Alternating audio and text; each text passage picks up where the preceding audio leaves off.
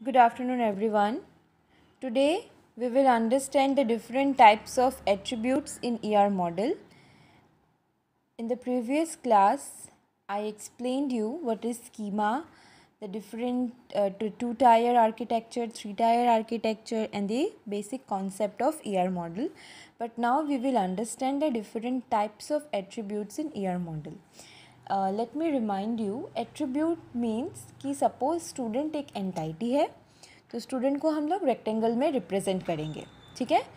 और एट्रीब्यूट क्या होगा, उसका रोल नंबर, रजिस्ट्रेशन नंबर, उसके बाद नेम, फादर्स नेम, ये सब क्या आएगा, एट्रीब्यूट में आएगा, ठीक है। एट्रीब्यूट को हम लोग सर्कल के साथ रिप्रेजेंट करते हैं, लेकिन यहाँ पे डिफरेंट एट्रीब्यूट्स का रिप्रेजेंटेशन डिफरेंटली है।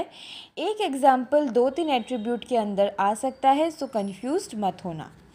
First one is single versus multi valued attribute.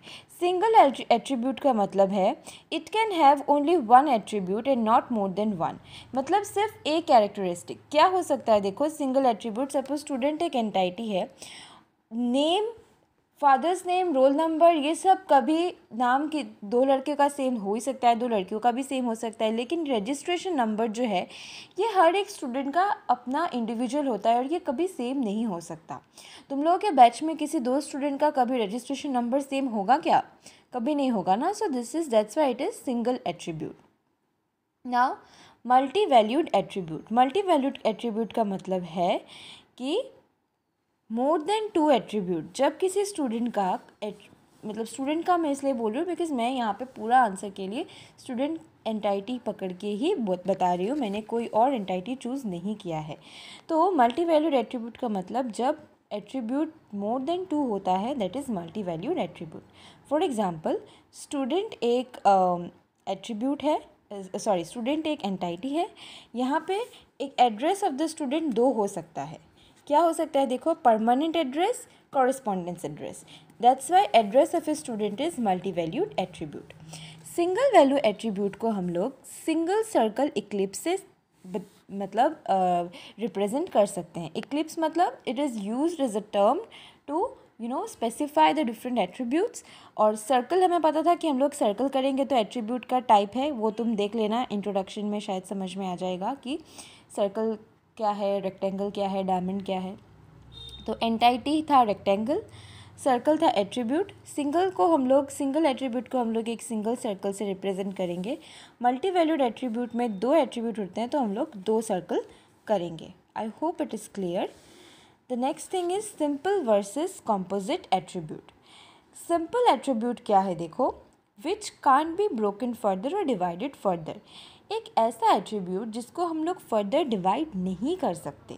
से फॉर एग्जांपल एज, किसी स्टूडेंट का एज क्या हम उसे फर्दर डिवाइड कर सकते हैं, नहीं कर सकते ना। मैं मंथ और डेज का बात नहीं कर रही हूँ, मैं बोल रही हूँ कि एज को हम लोग और क्या, 20 है तो 20 को क्या करेंगे, 20, 10 + 10 ऐसे लिखेंगे क्या, नहीं, हम लोग एज को हम लोग 20 ही लिखते हैं। अगर एज का कोई कॉलम रहता है ना, डेट ऑफ बर्थ का कॉलम का बात अलग है, या age of today, age of today, उसका डिफरेंस अलग है। लेकिन अगर किसी कॉलम में एज दिया हुआ है तो वो क्या होगा, वो 20, 21 ऐसे ही तो होगा, 30, 40, 50, 60 ऐसा ही तो होगा ना। वो 10 + 10 तो हम कभी नहीं लिखते। तो that's why it is simple attribute.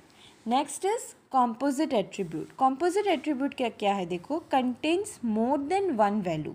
मतलब जैसे देखो स्टूडेंट का नाम, किसी का नाम है, उसको हम लोग क्या डिवाइड कर सकते हैं ना, कॉम्पोजिट मतलब हम लोग फिर से इसको डिवाइड कर सकते हैं ना।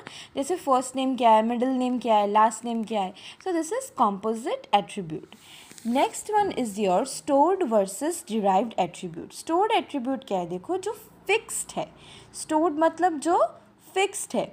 क्या फिक्स्ड है, डेट ऑफ बर्थ। अभी किसी का डेट ऑफ बर्थ चेंज होगा क्या, मेरा अगर एक डेट ऑफ बर्थ है तो वो चेंज हो जाएगा क्या। जिनका लीप ईयर में होता है वो लोग तक चेंज नहीं कर पाते।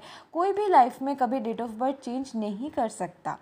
डेट ऑफ बर्थ फिक्स्ड रहता है। ये बात अलग है कि डेट ऑफ बर्थ सिमिलर हो सकता है। अगर किसी का 20 मई में बर्थडे है तो किसी और का भी 20 मई में बर्थडे हो सकता है। अगर किसी का किसी भी डेट में, इनफैक्ट लीप ईयर में बर्थडे भी सेम होता है, क्योंकि पॉपुलेशन ही इतना ज़्यादा है हमारे वर्ल्ड में, हमारे कंट्री में।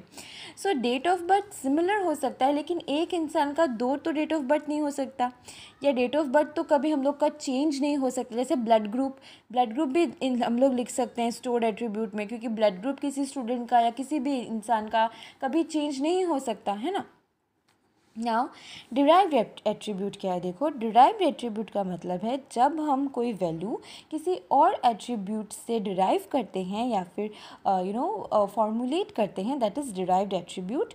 से फॉर एग्जांपल आज का डेट है 2 जून 2020, और तुम लोगों का क्लास 2 जून में नहीं भी हो सकता है, I am just taking an example. और उस एक स्टूडेंट का डेट ऑफ बर्थ है 21 मई 2001, तो आज के दिन में उसका एज क्या होगा वो हम कैसे निकालेंगे? इसको माइनस करके निकालेंगे, and that is derived attribute. Derived attribute को हम लोग रिप्रेजेंट करते हैं डॉटेड इक्लिप्स में, means dot dot dot dot दे के। और एक एग्जाम्पल है देखो डिराइव्ड एट्रीब्यूट का, कोर्स का। सपोज़ एक कोर्स है जो स्टार्ट होता है 2018 में और इसका ड्यूरेशन है 4 साल का, तो वो कब तक ख़त्म होगा?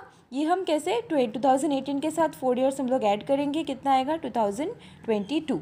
So this is derived attribute and it is represented with the help of dotted Eclipse.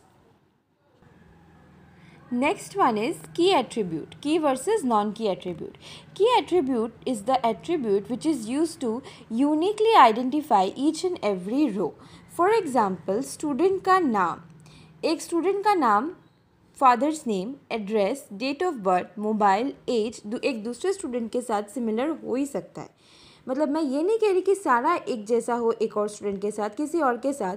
सिर्फ फॉर एग्जांपल 100 स्टूडेंट्स का लिस्ट है एक जगह पे, यहाँ पे किसी 2 स्टूडेंट का नाम सेम हो ही सकता है, फादर्स नेम किसी 2 स्टूडेंट का सेम हो ही सकता है, डेट ऑफ बर्थ सेम हो सकता है, एज डेफिनेटली सेम हो सकता है क्योंकि सेम बैच के हैं। 2 भाई बहन हैं, वो लोग एक ही फ़ोन यूज़ करते हैं, हो सकता है कि वो लोग एक ही मोबाइल नंबर दिए हों, तो ये भी सेम हो सकता है। तो ऐसा क्या है जो अलग होगा? क्या आएगा यहाँ पे? रजिस्ट्रेशन नंबर या ब्लड ग्रुप। अभी तुम लोग बोलोगे कि मैम वहाँ पे भी सिंपल में भी यही था, रजिस्ट्रेशन नंबर की में भी यही है। तो ये एग्ज़ाम्पल हम लोग क्योंकि सिर्फ स्टूडेंट ले रहे हैं तो इसलिए एग्ज़ाम्पल रिपीट हो रहा है, पर ये चीज़ कॉन्सेप्ट क्लियर कर लो कि एट्रीब्यूट मतलब जब बहुत सारा एट्रीब्यूट, यहाँ पे सिंगल क्या था, सिर्फ एक ही एट्रीब्यूट चूज़ करना है। यहाँ पे क्या है कि जब बहुत सारे एट्रीब्यूट्स के अंदर कोई एक ऐसा एट्रीब्यूट है जो किसी के साथ मैच नहीं होता, दैट इज़ की एट्रीब्यूट। नॉन की एट्रीब्यूट मतलब बाकी जो जितने सारे एट्रीब्यूट्स हैं, दीज आर नॉन की attributes. So these are the different kinds of attributes that you have to understand before understanding the ER model. इसके बाद जो relationship है ER model का, in the next class I'll try to explain this to you. If there is any confusion then you can definitely ask me. Okay? Bye.